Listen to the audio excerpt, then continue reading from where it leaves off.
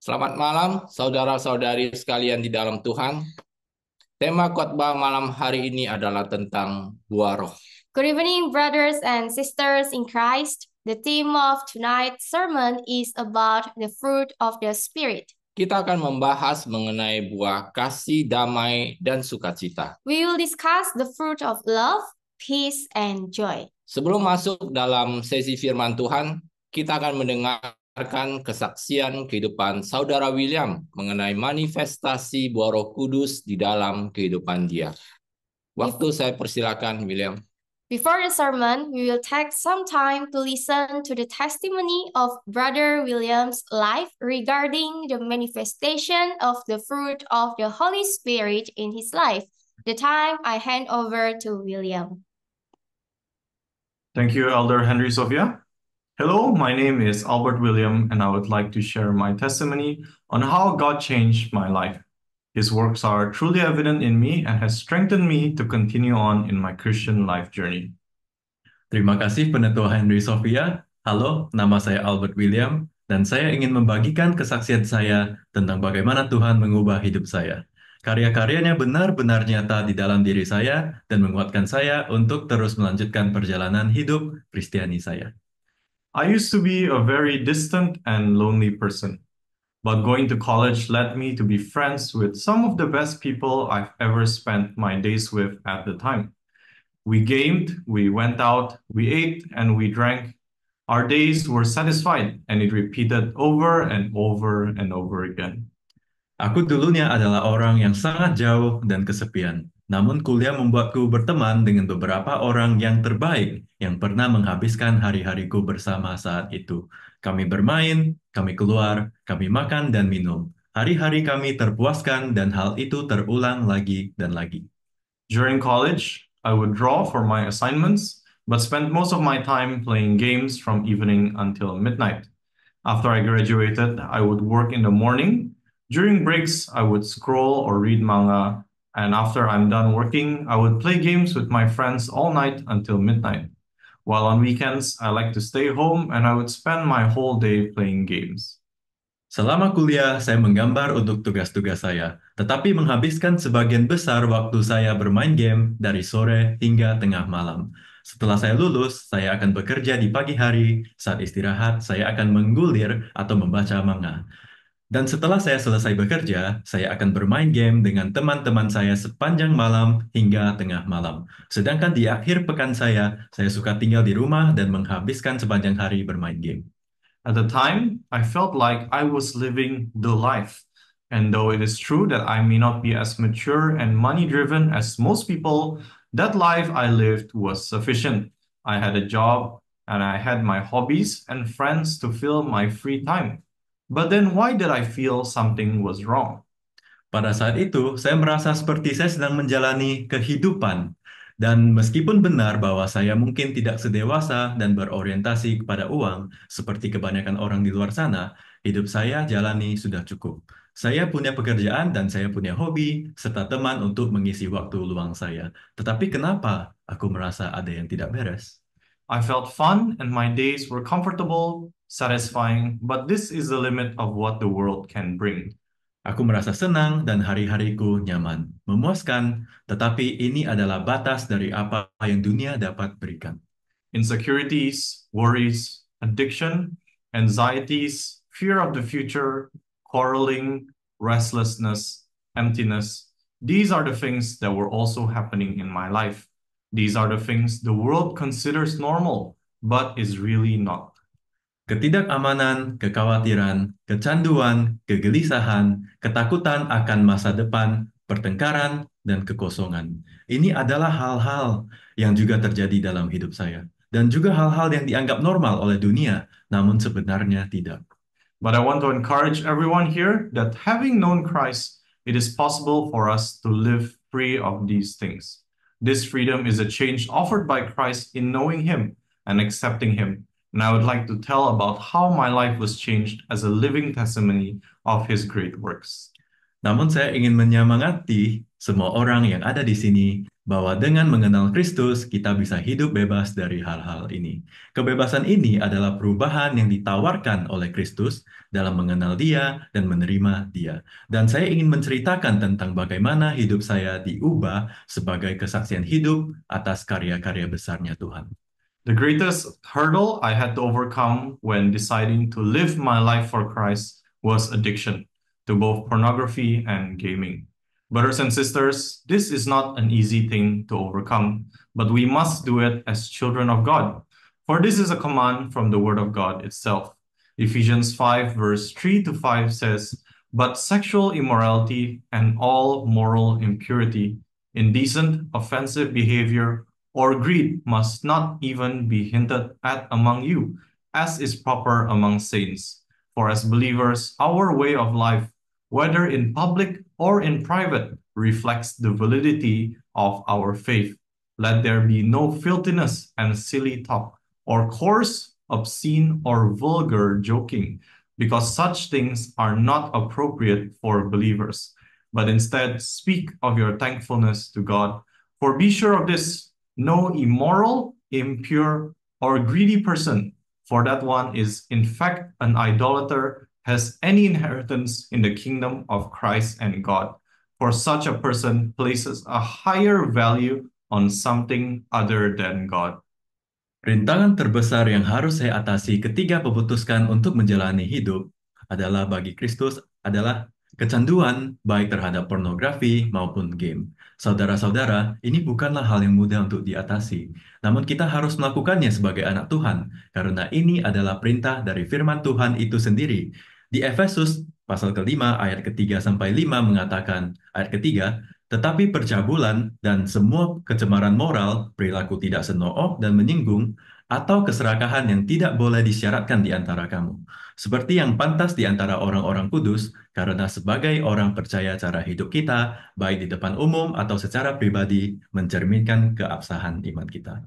Janganlah ada pembicaraan kotor dan konyol, atau lelucon kasar, cabul atau vulgar, karena hal-hal seperti itu tidak pantas bagi orang beriman. Tetapi berbicaralah tentang rasa syukurmu kepada Tuhan. Sebab hal ini pastilah tidak ada orang yang tidak bermoral, najis, atau serakah, karena orang tersebut sebenarnya adalah penyembah berhala, yang mendapat bagian dalam kerajaan Kristus dan Tuhan. Sebab orang seperti itu lebih menghargai sesuatu selain daripada Tuhan. This decision was such a great struggle for me, but we must push through. It was very difficult, but with the power of the Holy Spirit, I thank God that I was able to come and pray to Him so that these desires would go away. And I made a commitment to never commit this sin ever again, so that my desires could be aligned to what the Spirit has directed according to His Word. And that is how change can happen. It starts with obedience. Keputusan ini merupakan perjuangan besar bagi saya, namun kita harus terus maju. Memang sangat sulit, namun dengan kuasa Roh Kudus saya bersyukur kepada Tuhan karena saya bisa datang dan berdoa kepadanya agar keinginan tersebut hilang. Dan saya membuat komitmen untuk tidak melakukan dosa ini lagi, agar keinginanku dapat selaras dengan apa yang diarahkan oleh Roh sesuai dengan firman-Nya. Dan begitulah perubahan bisa terjadi, dimulai dari ketaatan. It was uncomfortable, especially when it comes to gaming. It was already a lifestyle I lived for 7 years, but I also slowly drifted apart from my closest friends.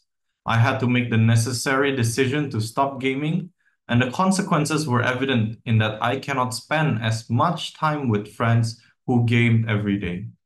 Rasanya sangat tidak nyaman, terutama tentang bermain game. Itu sudah menjadi gaya hidupku yang sudah saya jalani selama 7 tahun. Namun perlahan-lahan, saya pun menjauh dari teman-teman terdekat saya. Saya harus mengambil keputusan penting untuk berhenti bermain game. Dan konsekuensinya terlihat jelas karena saya tidak bisa menghabiskan banyak waktu bersama teman-teman yang bermain game setiap hari. It hurt me, and I'm sure it hurt them too, that I could no longer be that same friend.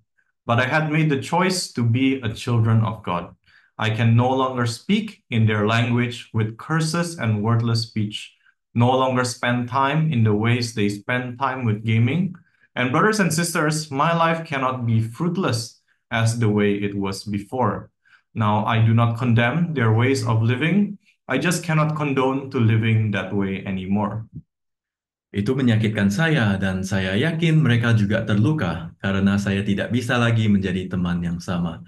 Namun saya telah berbuat pilihan untuk menjadi anak-anak Tuhan. Aku tidak bisa lagi berbicara dalam bahasa mereka dan kata-kata makian yang tidak berguna. Tidak lagi menghabiskan waktu dengan cara mereka menghabiskan waktu dengan bermain game. Dan saudara-saudaraku, hidupku tidak bisa sia-sia seperti dulu. Sekarang aku tidak mengutuk mereka, tetapi cara hidup saya tidak bisa seperti itu lagi.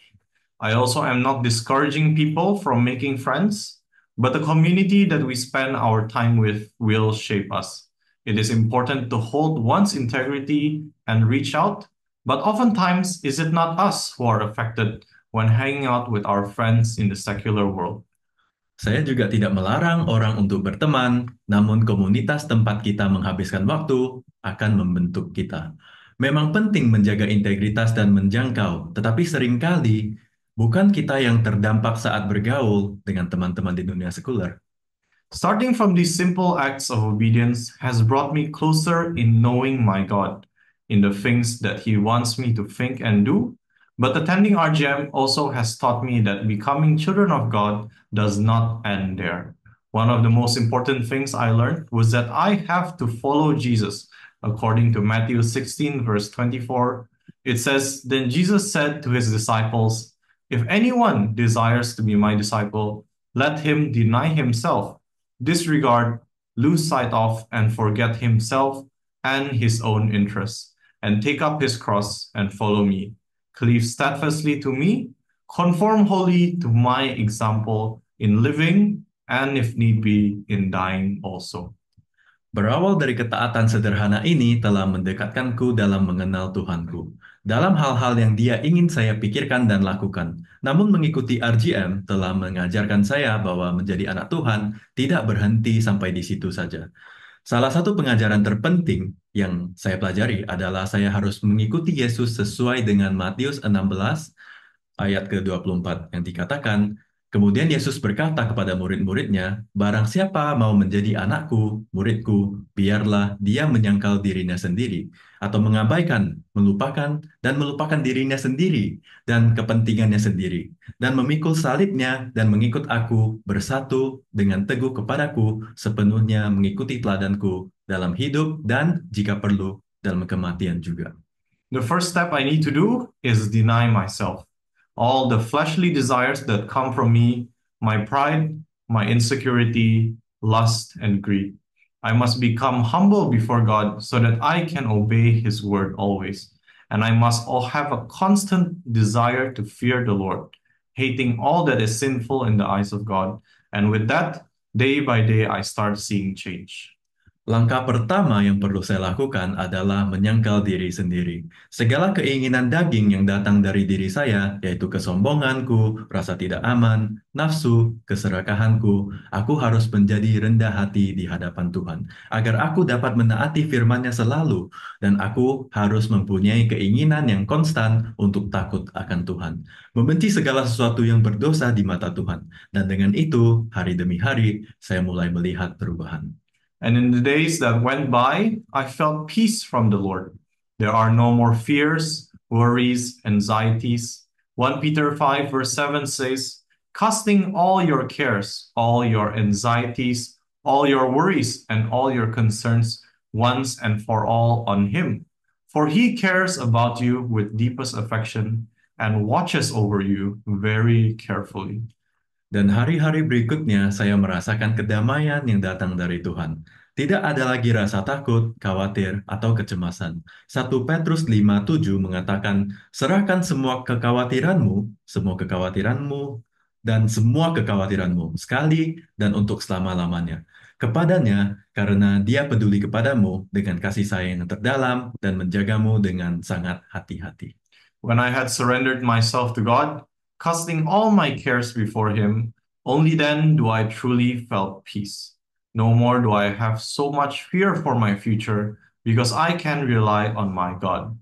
I trust in, I believe in Him, and I rely on Him, that His word is alive and true.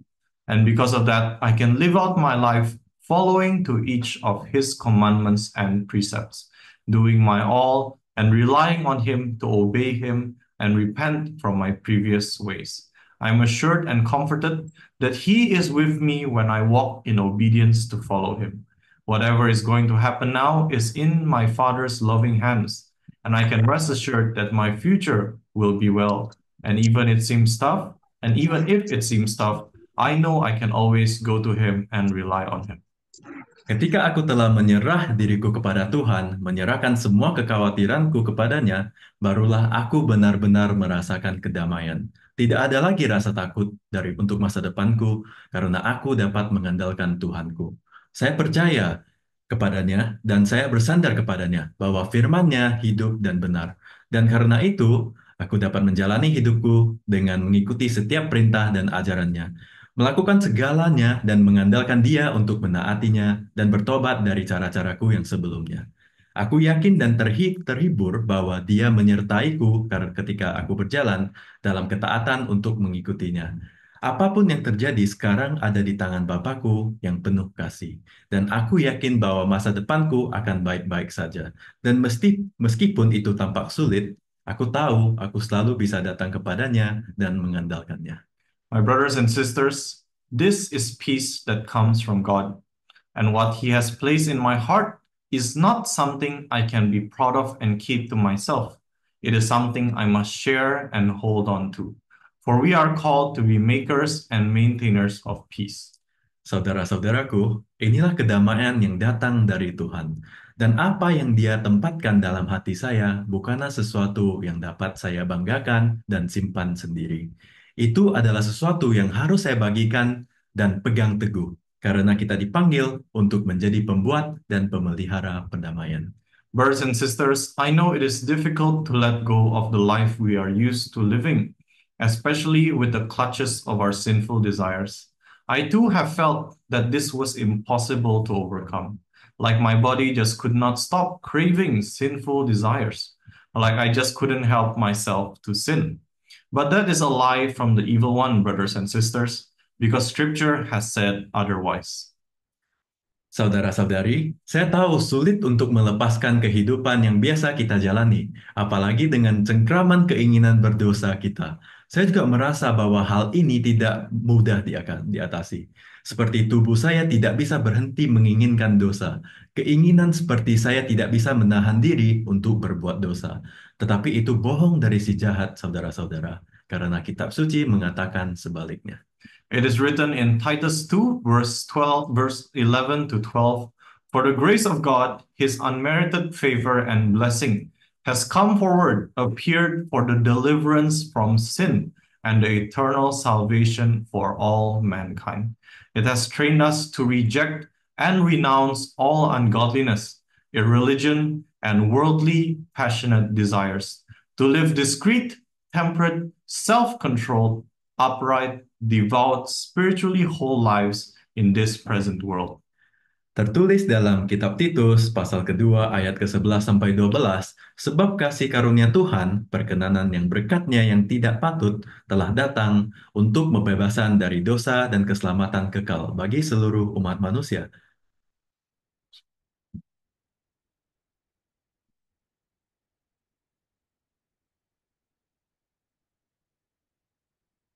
Bagi seluruh umat manusia, hal ini telah melatih kita untuk menolak dan meninggalkan segala kefasikan yang tidak beragama dan keinginan duniawi atau nafsu, menjalani kehidupan yang bijaksana, bertaraf, menguasai diri, jujur, bertakwa, utuh secara rohani di dunia sekarang ini.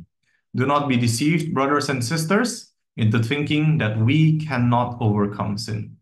Jangan tertipu, saudara-saudara, dengan berpikir bahwa kita tidak dapat mengalahkan dosa. And even worse, do not be deceived into thinking that we do not need to obey the word of God.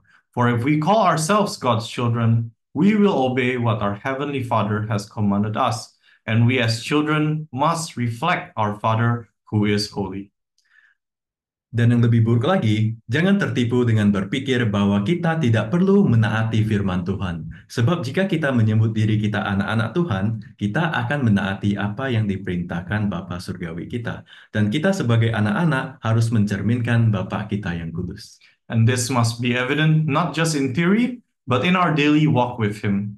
Am I bearing fruit in what I am doing? Do not be deceived, brothers and sisters. If we do not bear the fruit of the Spirit, we must question ourselves if we are indeed following the Holy Spirit in us. I myself cannot become a testimony that glorifies my God if I continue to dwell in my addictions of gaming and pornography. Dan ini harus menjadi bukti, bukan hanya dalam teori, namun dalam perjalanan kita sehari-hari bersamanya. Apakah aku membuahkan hasil dalam apa yang aku lakukan? Jangan tertipu, saudara-saudara. Kalau kita tidak menghasilkan buah roh, kita harus mempertanyakan diri sendiri, apakah kita memang mengikuti Roh Kudus di dalam diri kita. Saya sendiri tidak bisa menjadi kesaksian yang memuliakan Tuhan kalau saya terus berdiam di dalamnya dalam kecanduan terhadap game dan pornografi. The decision to stop gaming and pornography led me to spend more time for what I now consider the most important things in life. Spending time with my family, both biologically and my family in Christ, and knowing God and serving God. I really thank God for all the people who encouraged me and brought me closer to knowing God. In obedience to God, I am now pushed to love one another. As He has loved me and brought me to this life full of so much peace and joy, I start to love the people around me, beginning with my family. Keputusan untuk berhenti bermain game dan pornografi membuat saya menghabiskan lebih banyak waktu untuk hal-hal yang sekarang saya anggap sebagai hal terpenting dalam hidup. Menghabiskan waktu bersama keluargaku, baik secara biologi maupun keluargaku di dalam Kristus. Dan mengenal Tuhan serta melayani Tuhan. Aku sungguh bersyukur kepada Tuhan atas semua orang yang menyemangatiku dan mendekatkanku pada pengenalan akan Tuhan. Dalam ketaatan kepada Tuhan, aku kini terdorong untuk saling mencintai karena Dia mencintaiku dan membawaku ke kehidupan yang penuh kedamaian dan kegembiraan ini. Aku mulai mencintai orang-orang di sekitarku, dimulai dari keluargaku. I am now closer to my father than ever and developed a deeper relationship with my mother and sister. Every day is always a fulfilling moment to spend my days with my family who are also in Christ. I have never felt so much peace and joy until these past few years. Saya sekarang lebih dekat dengan ayah saya daripada sebelumnya dan mengembangkan hubungan yang lebih dalam dengan ibu dan saudara perempuan saya. Setiap hari selalu merupakan momen yang begitu memuaskan untuk menghabiskan hari-hari saya bersama keluarga saya, yang juga ada dalam Kristus. Saya tidak pernah merasakan begitu banyak kedamaian dan sukacita sampai beberapa tahun terakhir ini. And going to that topic, having made the choice to become God's children, I also made the choice to put myself in a community of God's children. And I thank God that at the time, Pastor Stephanie invited me to join RGM Youth, now named Next Gen, where I could have my brothers and sisters to grow together with. Dan mengenai topik tersebut, setelah membuat pilihan untuk menjadi anak-anak Tuhan, saya juga membuat pilihan untuk menempatkan diri saya dalam komunitas anak-anak Tuhan. Dan saya bersyukur pada Tuhan saat itu Pastor Stephanie mengajak saya untuk bergabung dengan pemuda RGM yang sekarang bernama Next Gen, di mana saya bisa memiliki saudara-saudara saya untuk bertumbuh bersama. It is truly such a blessing, too, that I could also have the community in RGM Next Gen Singapore to have fellowship with as I am studying here now. These fellowships brought me closer to God with encouragement, comfort, inspiration, prayers, acts of kindness, and bonds of friendship. Sungguh suatu berkah juga bahwa saya dapat memiliki komunitas di RGM Next Gen Singapura untuk bersekutu selama saya belajar di sini. Persekutuan ini membawaku lebih dekat kepada Tuhan dengan dorongan, kenyamanan, inspirasi, doa, tindakan kebaikan, dan ikatan persahabatan. And especially having a wonderful God-fearing partner has led me leaps and bounds to be closer in Christ in the most personal level. And I also believe this is why it is important to have a God-fearing partner to help encourage, strengthen, and grow together as one yoke. Dan khususnya memiliki pasangan luar biasa yang takut akan Tuhan telah menuntun saya untuk menjadi lebih dekat dengan Kristus pada tingkat yang paling pribadi. Dan saya juga percaya inilah mengapa penting untuk memiliki pasangan yang takut akan Tuhan untuk membantu mendorong, menguatkan, dan bertumbuh bersama sebagai satu kub. When I made the decision to give my life to for God, I can feel joy in my life. no longer pursuing the futilities of this world, no longer going after the fun and satisfaction, and now experiencing joy that comes from the Lord and sharing that joy with my family in Christ. Ketika aku mengambil keputusan untuk memberikan hidupku bagi Tuhan, aku bisa merasakan sukacita dalam hidupku. Tidak lagi mengejar kesia-siaan dunia ini, tidak lagi mengejar kesenangan dan kepuasan, dan kini mengalami sukacita yang berasal dari Tuhan sendiri, dan berbagi sukacita itu dengan keluarga saya di dalam Kristus. Brothers and sisters, I'd like to show a picture of me when I was studying in Malaysia. As you can see, I was not a joyful person. Granted, I do smile more and laugh out loud when I hung out with my friends, but outside of that, I wasn't living in or sharing joy. Back then, it wasn't difficult to find my life meaningless or anxious towards the future. Saudara-saudari, saya ingin menunjukkan foto saya ketika saya masih belajar di Malaysia. Seperti yang kalian lihat, saya bukanlah orang yang ceria. Wajah saya lebih banyak tersenyum dan tertawa terbahak-bahak saat berkumpul dengan teman-teman saya. Tapi di luar itu, aku tidak hidup atau berbagi kegembiraan. Saat itu, tidak sulit untuk menemukan hidupku tidak berarti atau cemas terhadap masa depan. Having received joy from the Lord, I learned to smile brighter and be kind towards others. And the people around me would say, I look happier now. And that is evidence for me that God has shown joy in my life. I smile because I am glad I live for my God, and He has blessed me aboundingly with joy in each passing day. And this is a picture of me now. Karena mendapatkan sukacita dari Tuhan, aku belajar tersenyum lebih cerah dan bersikap baik terhadap sesama. Orang-orang di sekitarku pasti bilang aku terlihat lebih bahagia sekarang. Dan itu menjadi bukti bagiku bahwa Tuhan telah menunjukkan sukacita dalam hidupku. Aku tersenyum karena aku bahagia hidup untuk Tuhanku. Dan Dia telah melimpahkan kepadaku kebahagiaan yang berlimpah di setiap hari. Dan inilah gambaranku sekarang. I truly thank God for the opportunity He has given me to know Him and all that He has blessed me with. Saya sungguh bersyukur kepada Tuhan atas kesempatan yang Dia berikan kepada saya untuk mengenal saya, semua yang telah Dia berikan kepada saya. But brothers and sisters, it is easy for me to look back and desire again my past life. There are always temptations of reliving those days and just giving up and go back to that life. Especially when I think that I can just go back and live for God tomorrow or next week or just some other day. Namun saudara-saudaraku, mudah sekali bagiku untuk melihat ke belakang dan menginginkan kembali kehidupan masa laluku. Selalu ada godaan untuk menghidupkan kembali hari-hari itu dan menyerah begitu saja dan kembali ke kehidupan yang dulu itu. Apalagi ketika aku berpikir bahwa aku bisa kembali saja dan hidup untuk Tuhan besok, atau minggu depan, atau beberapa hari lagi. But I had a dream. If I ever went back to the ways I lived, I will not return to God anymore. And that scared me. I became so afraid of what my life would be if I ever left Jesus. I know for a fact that I will end up in eternal death. Tetapi aku juga bermimpi, jika aku kembali ke jalan hidupku yang sebelumnya, aku tidak akan kembali pada Tuhan lagi. Dan itu membuatku sangat takut. Aku menjadi takut dengan apa yang akan terjadi di hidupku jika aku meninggalkan Yesus. Aku tahu pasti aku akan berakhir dalam kematian yang kekal. I have experienced God's overwhelming love, joy, and peace, but I am reminded that I cannot take His goodness for granted. Once I have made my decision, I cannot afford to lapse into habitual sin. For Hebrews 10 verse 26 reminds us, for if we go on deliberately and willingly sinning after once acquiring the knowledge of the truth, there is no longer any sacrifice left to atone for our sins, no further offering to which to look forward.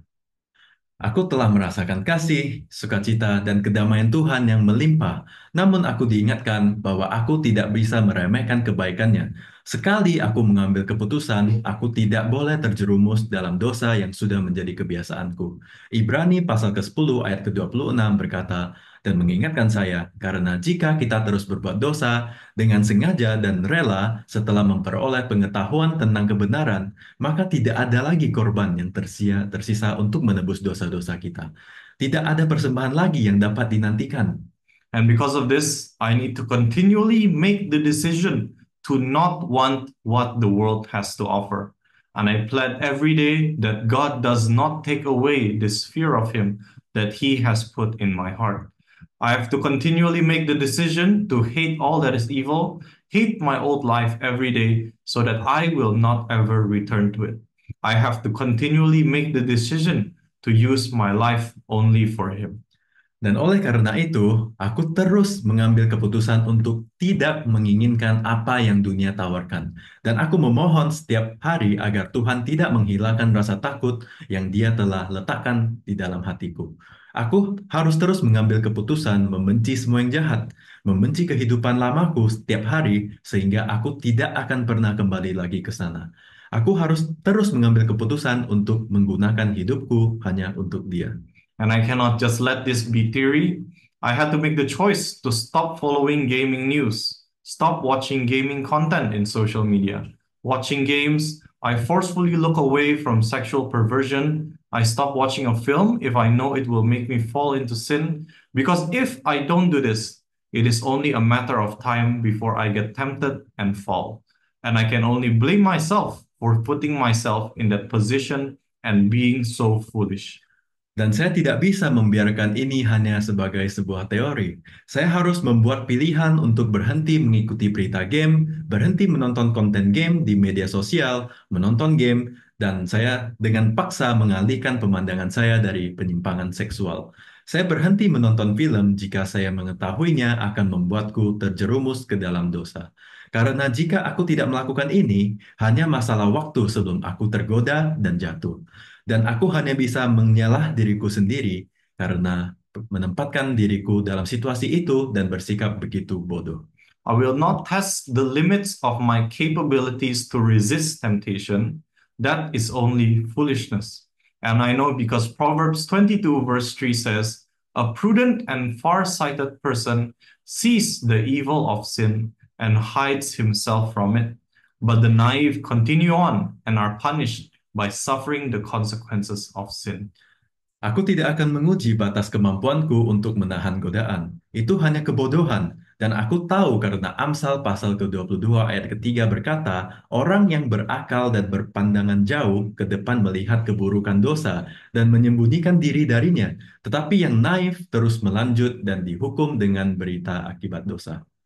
And we all know that the consequences, the wages of sin is death. So before I close my testimony, I want to encourage you, brothers and sisters, that when I started to living my life in obedience, believing in the word of God, and in genuine repentance, living a life that proves my repentance, every day will be filled with peace, love, and joy from the Lord. Dan kita semua tahu bahwa akibat upah dosa adalah maut. Maka sebelum saya menutup kesaksian saya ingin memberikan semangat kepada saudara-saudara sekalian bahwa ketika saya mulai menjalani hidup saya dalam ketaatan, percaya kepada firman Tuhan, dan dalam pertobatan yang tulus, yaitu menjalani kehidupan yang membuktikan pertobatan saya, setiap hari akan dipenuhi dengan kedamaian, kasih, dan sukacita langsung dari Tuhan. And I started spending my time to know God more, to spend time with my family more. And I saw how my life can be changed completely from a distant person to a loving person. I am truly thankful to God. And in response to His love, I strive every day to become a blessing for everyone around me, because that is what I am called to be as children of God. Dan aku mulai meluangkan waktuku untuk lebih mengenal Tuhan, lebih banyak menghabiskan waktu bersama keluargaku, dan aku melihat bagaimana hidupku bisa berubah total dari orang yang jauh menjadi orang yang penuh kasih. Aku benar-benar bersyukur kepada Tuhan, dan sebagai tanggapan demi kasih-Nya, aku berusaha setiap hari untuk menjadi berkat bagi semua orang di sekitarku, karena itulah panggilanku untuk menjadi anak Tuhan. Thank you and God bless. Terima kasih dan Tuhan memberkati. Terima kasih William untuk kesaksian yang sangat memberkati, juga untuk Hermawan yang sudah menerjemahkan. Thank you, Brother William, for such a blessed testimony. And also thank you for Brother Hermawan for translating the testimony. Mari kita berdoa. Let us pray. Tuhan, kami berdoa untuk sesi malam ini. Kami mohon Roh Kudus-Mu hadir dan mengurapi kami untuk menyampaikan isi hati-Mu. Supaya apa yang akan disampaikan sungguh-sungguh berasal daripada-Mu, bukan dari daging kami. Lord, we pray for tonight's sermon. We ask that your Holy Spirit be present and anoint us to convey what is in your heart, that what will be spoken really comes from you, not from our flesh. Bukalah telinga, mata, dan pikiran rohani setiap anak-anak-Mu, supaya setiap kami bisa mengerti akan kebenaran firman-Mu. Open the spiritual ears, eyes, and mind of each of your children so that every one of us can understand the truth of your word. Di dalam nama Yesus kami berdoa. Amin. In the name of Jesus, we ask and pray. Amen. Selamat malam saudara sekalian. Pasti setiap kita sudah mendengar tentang buah Roh Kudus. Ya, ada 9 buah roh. Tapi kita akan membahas tentang kasih, damai, dan sukacita saja. Good evening, brothers and sisters. Surely every one of us have heard about the fruit of the Holy Spirit. Yes, there are 9 fruit of the Spirit, but we will only be discussing love, peace, and joy. Nomor 1, kasih. Firstly is love. Mari kita buka firman Tuhan di 1 Korintus 13 ayat 4-7. Firman Tuhan berkata, kasih bertahan dengan kesabaran dan ketenangan. Kasih itu baik hati dan penuh perhatian, dan tidak cemburu atau iri hati. Kasih tidak menyombongkan diri, kasih itu tidak kasar, tidak mementingkan diri sendiri, tidak terprovokasi, artinya terlalu sensitif atau mudah marah. Itu tidak memperhitungkan kesalahan yang dialami.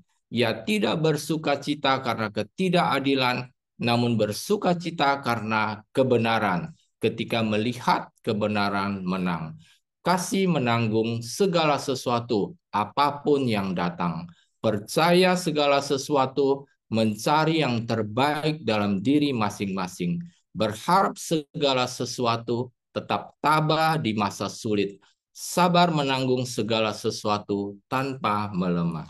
Let us look to scripture in 1 Corinthians 13 verse 4-7. Verse 4 says, love endure with patience and serenity. Love is kind and thoughtful and is not jealous or envious. Love does not brag and is not proud or arrogant. Verse 5, it is not rude, it is not self-seeking, it is not provoked, nor overly sensitive and easily angered. It does not take into account a wrong endured. Verse 6, it does not rejoice at injustice, but rejoices with the truth when right and truth prevail. Love bears all things, regardless of what comes, believes all things, looking for the best in each one, hopes all things, remaining steadfast during difficult times, endure all things without weakening. Dulu pengertian saya mengenai kasih adalah suatu tindakan atau perbuatan yang dilakukan kepada orang lain.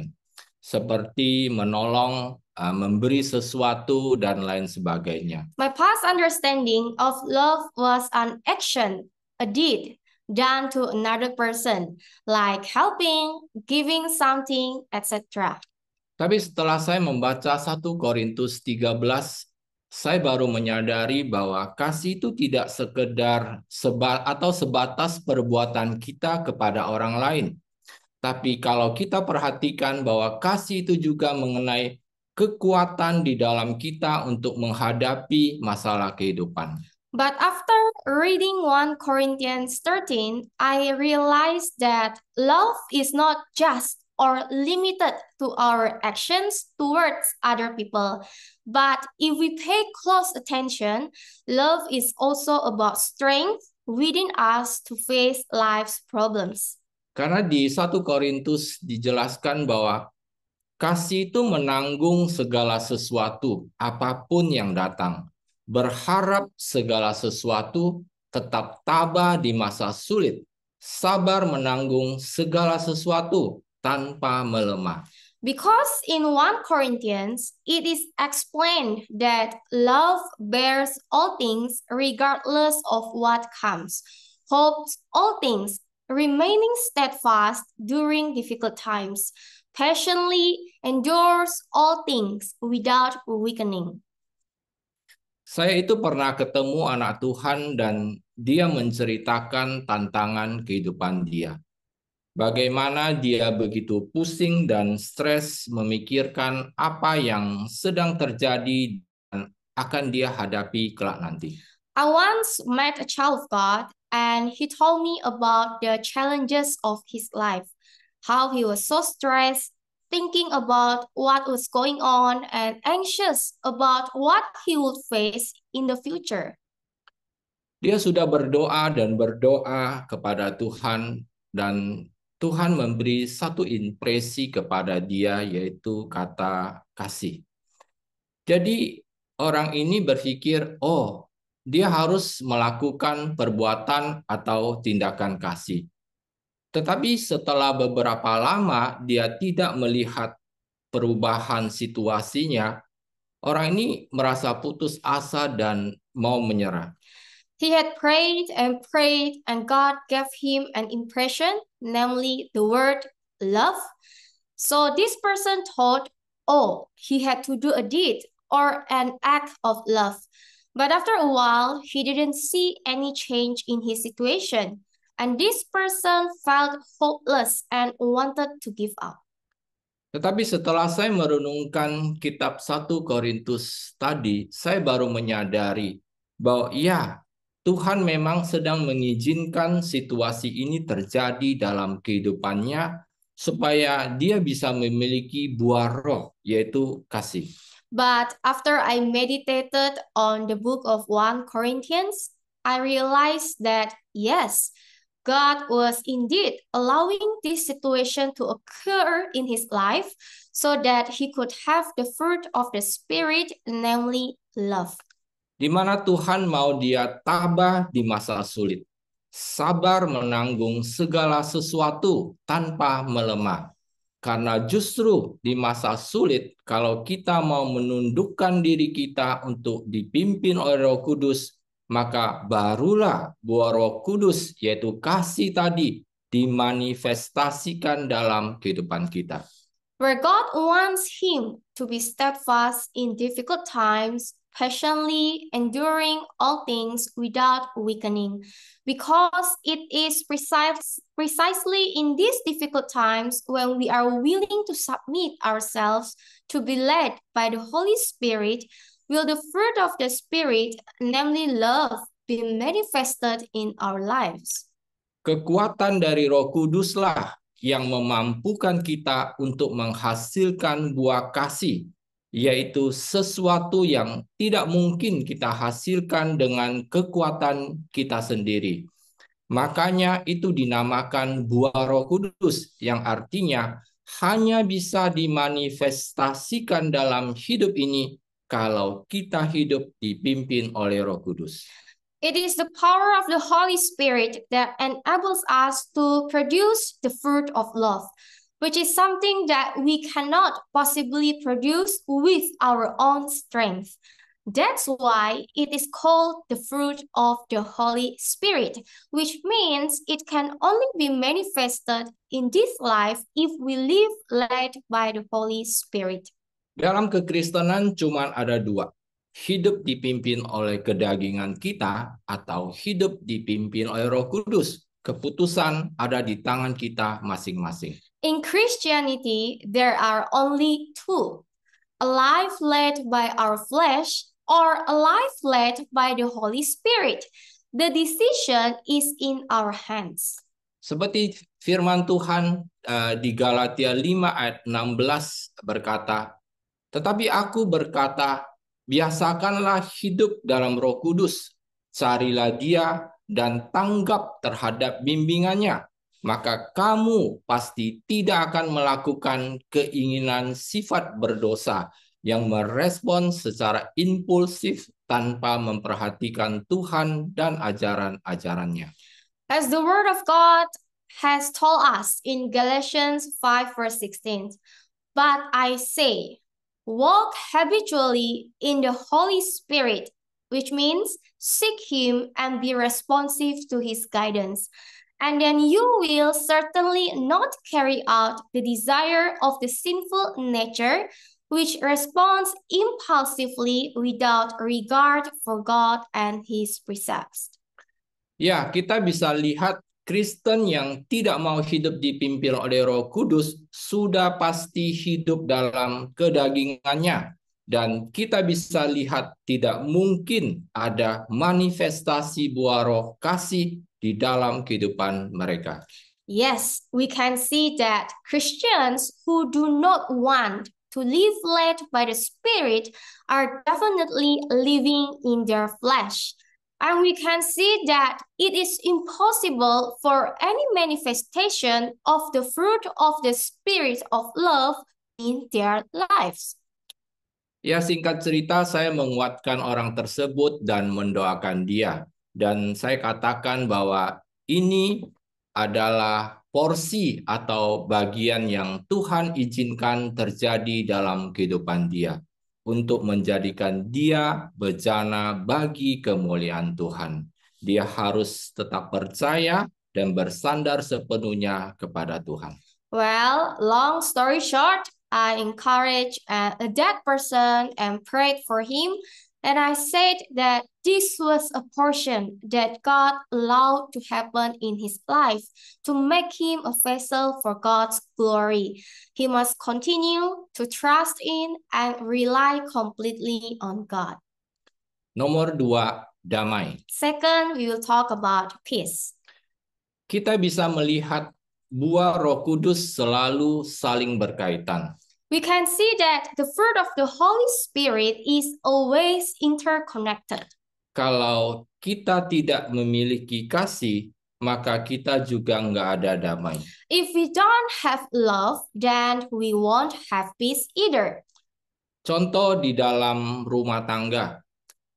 Kalau kepala keluarga tidak hidup taat sama firman dan tidak hidup dipimpin oleh Roh Kudus, maka tidak ada manifestasi kasih dalam kehidupannya. An example in the household. If the head of the family does not live in obedience to the word and does not live led by the Holy Spirit, then there will not be any manifestation of love in his life. Akibatnya apa?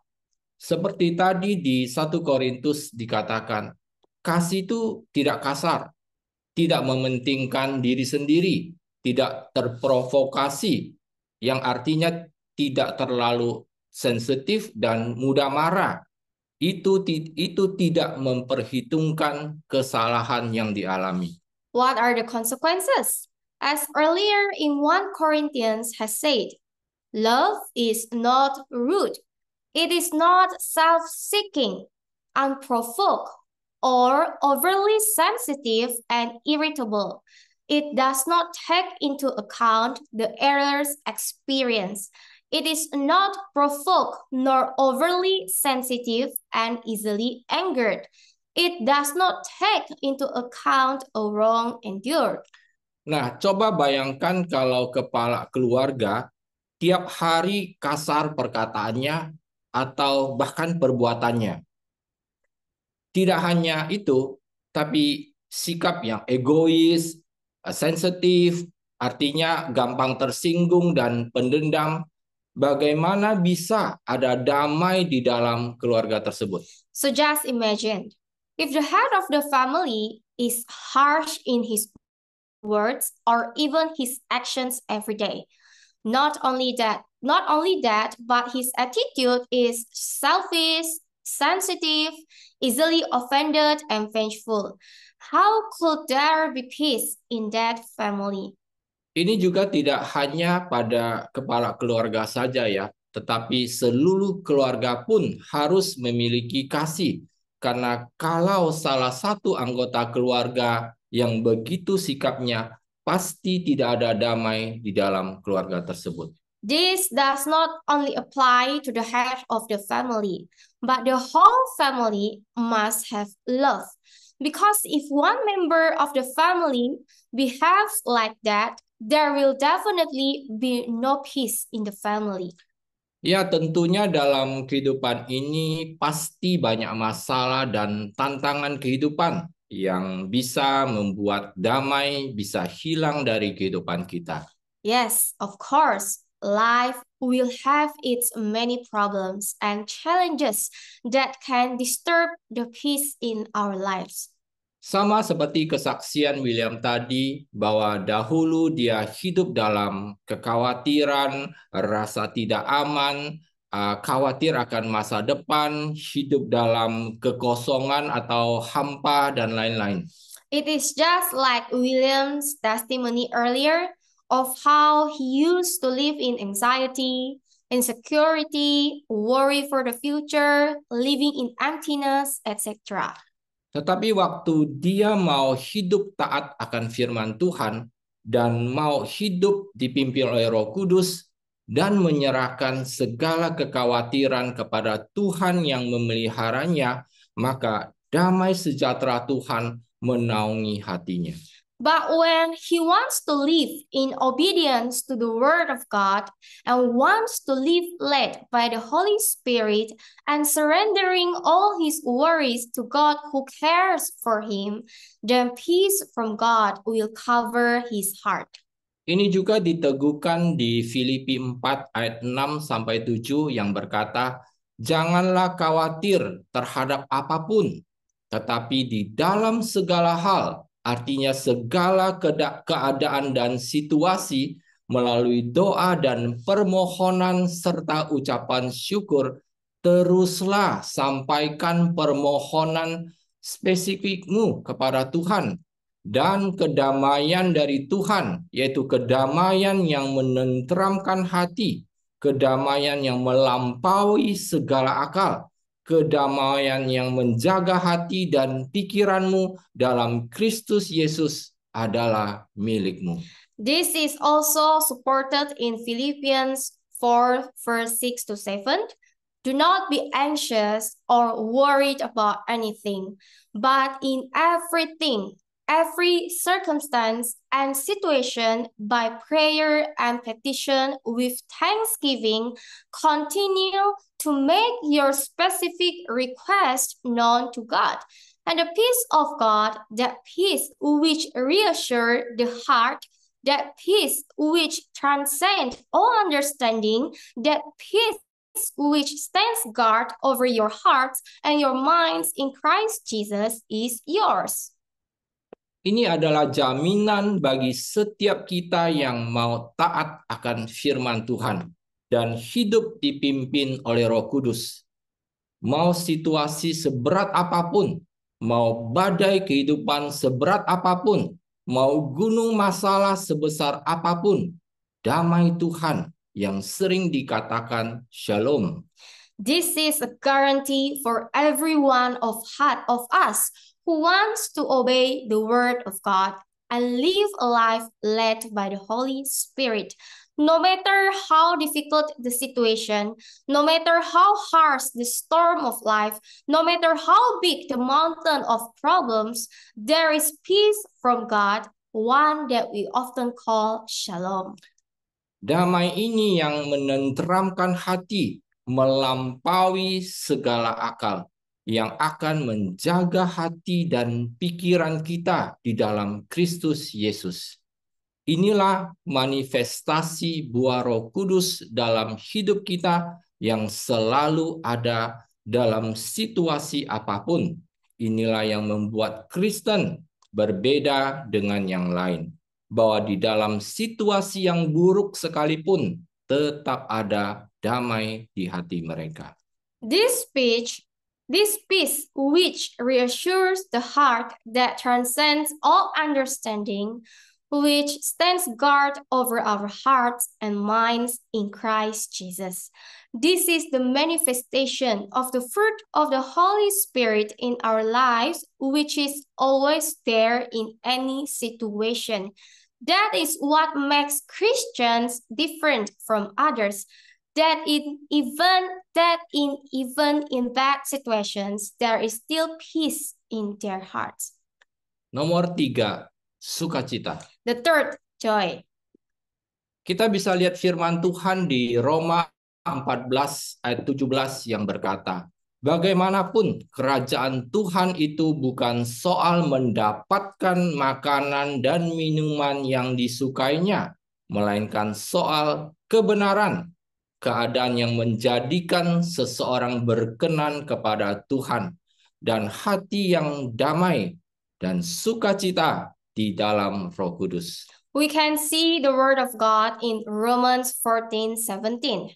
After all, the kingdom of God is not a matter of getting the food and drink one likes, but instead it is righteousness, that state which makes a person acceptable to God, and heart, peace, and joy in the Holy Spirit. Firman ini menjelaskan bahwa orang yang hidup dalam Roh Kudus atau hidup dipimpin oleh Roh Kudus akan selalu hidup benar. Artinya hidup sesuai firman Tuhan dan selalu ada damai sekalipun dalam situasi yang buruk, dan yang terakhir sukacita yang selalu ada dalam kehidupan orang tersebut. This word explains that people who live in the Holy Spirit or live led by the Holy Spirit will always live righteously in right standing with God, according to God's word. And there will always be peace, even in bad situation, and also joy will always be in that person's life. Sama seperti kesaksian William tadi, bagaimana pada saat dia memilih untuk mengambil keputusan yang tegas meninggalkan cara hidup yang lama yang berdosa kepada Tuhan dan mau mentaati firman Tuhan, maka Roh Kuduslah yang memampukan dia menghidupi firman-firman tersebut. Dan tidak hanya itu, dia otomatis merasakan damai dan sukacita yang selama ini dia tidak pernah rasakan. Just like William's testimony earlier, the moment he chose to make a firm decision to live his old way of life, living in sin against God, and wanted to obey God's word, it was the Holy Spirit who enabled him to live out the word of God. And not only that, he automatically felt peace and joy that he had never felt before. Saudara-saudara sekalian, saya mau tutup khotbah ini dengan satu cerita. Brothers and sisters, I want to close today's sermon with one story. Robin Williams, aktor yang sangat terkenal. Mungkin banyak dari kita di sini yang tahu dan pernah menonton film yang diperankan oleh Robin Williams. Robin Williams is a very famous actor. Maybe many of us here know and have watched films in which Robin Williams plays. Dia memutuskan mengakhiri hidupnya dengan cara menyedihkan, yaitu bunuh diri. Pria yang dianggap paling lucu di dunia hiburan itu meninggal dunia 11 Agustus 2014. Kematiannya menghebohkan publik. He decided to end his life in a very heartbreaking manner, committing suicide. The man who was considered the funniest in the entertainment world passed away on August 11, 2014. His death shocked the public. Robin Williams dikenal sebagai pria yang periang, terlihat tidak memiliki masalah. Namun Robin Williams rupanya menderita masalah psikologis setelah didiagnosis mengidap Parkinson, hasil dari degenerasi bertahap sel-sel saraf di bagian otak tengah yang mengontrol gerakan tubuh. Robin Williams was known as a cheerful man who seemed to have no problems, but apparently he suffered from psychological problems after having been diagnosed with Parkinson's, the result of gradual degeneration of nerve cells in the part of the midbrain that controls body movement. Rupanya Robin Williams tidak terima dengan kondisinya itu. Robin Williams merasa sangat tertekan dengan penyakitnya, memutuskan bunuh diri. Apparently, Robin Williams could not accept his condition. Robin Williams felt so depressed by his illness and he decided to commit suicide. Salah satu yang paling diingat dari Robin Williams adalah quote-nya yang terkenal. Orang yang paling bahagia justru menyembunyikan kesedihannya. One of the most memorable things from Robin Williams is his famous quote, "The happiest people hide their sadness." Lihat saudara sekalian, bahkan orang yang dijuluki pria paling lucu dan bahagia di dunia ini bisa tidak menjamin hidup dalam damai dan sukacita. Buktinya, Robin Williams hidup dalam kesedihan yang membuat dia mengakhiri hidupnya dengan cara bunuh diri. Brothers and sisters, even the man who is called the funniest and happiest in the world cannot guarantee a life in peace and joy. The proof is that Robin Williams lived in sadness, which made him end his life by committing suicide. Saudara sekalian, sukacita itu dari dalam keluar. Dan hanya Kristen yang dipimpin oleh Roh Kudus yang memanifestasikan sukacita dalam sehingga mereka tetap hidup dalam pengharapan dan memiliki sukacita dalam situasi dan kondisi apapun. Brothers and sisters, joy comes from the inside out. And only Christians who are led by the Holy Spirit will manifest joy from within so that they continue to live in hope and have joy in any situation and condition.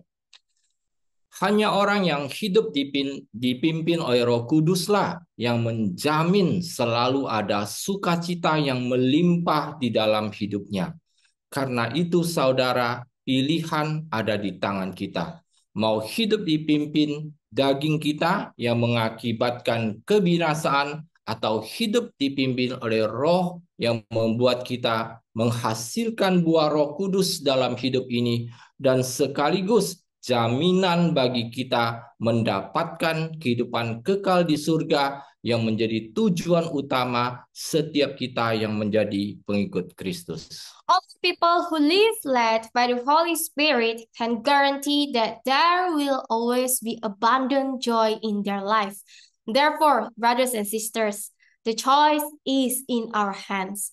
Whether we want to live led by our flesh, which results in destruction, or live led by the Spirit, which will make us produce the fruit of the Spirit in this life. And at the same time, a guarantee for us to receive eternal life in heaven, which is the main goal of every one of us who is a follower of Christ. Mari kita berdoa. Let us pray. Tuhan Yesus, terima kasih untuk firman-Mu. Lord Jesus, thank you for your word. Kami berdoa biarlah firman malam ini sungguh-sungguh menyadarkan kami. We pray that your word tonight will truly awaken us. Untuk hidup dipimpin sepenuhnya oleh Roh Kudus. To live a life led completely by the Holy Spirit. Sehingga hidup kami boleh memanifestasikan buah Roh Kudus-Mu yang menjadikan kami layak untuk masuk ke dalam kerajaan. So that our lives can manifest the fruit of your Holy Spirit, which makes us worthy to enter your kingdom. Terima kasih Tuhan Yesus. Thank you, Lord Jesus. Dalam namamu kami berdoa. Amin. In your name we ask and pray. Amen.